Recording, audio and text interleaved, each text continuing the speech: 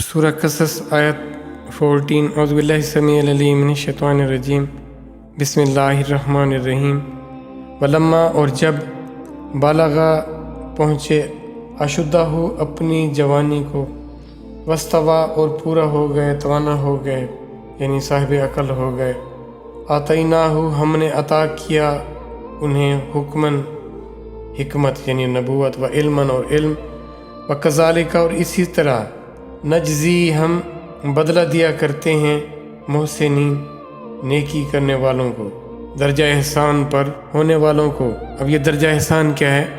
اللہ کے احکامات کو اس طرح اس کیفیت کے ساتھ بجا لانا گویا کہ آپ اللہ کی ذات کو اپنے سامنے دیکھ رہے ہو، اس کیفیت کے ساتھ، یعنی اللہ کے حکم کو، اللہ کی بندگی کو اس طرح بجا لانا کہ بندگی کرنے والا اپنے معبود کو اپنے سامنے دیکھ رہا ہے۔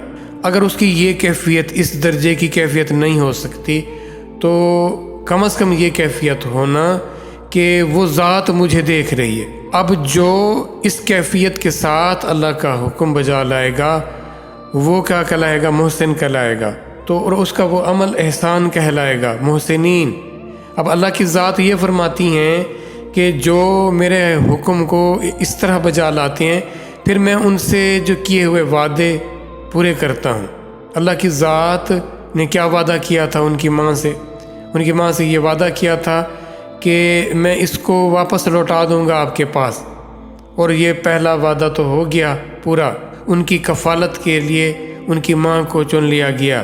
اگلا وعدہ وہ جب وہ جوانی کو پہنچے تو پھر اللہ کی ذات نے جو ان سے وعدہ کیا تھا کہ میں اسے اپنے رسولوں میں سے بناؤں گا، یہ وعدہ بھی پورا ہو گیا۔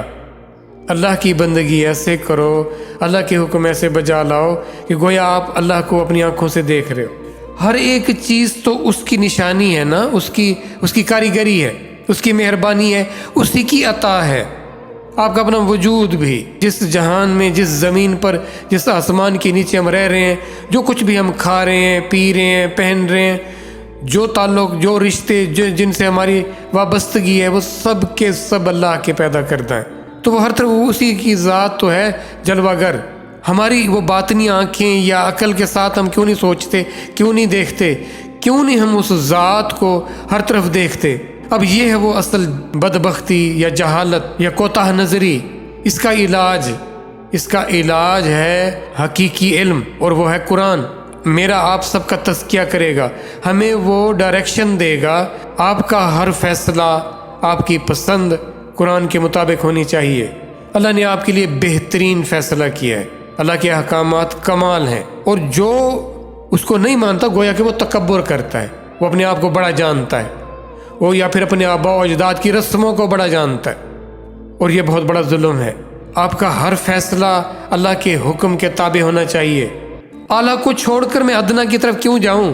کامل کو چھوڑ کر ناقص کی طرف جانے کی کیا ضرورت ہے؟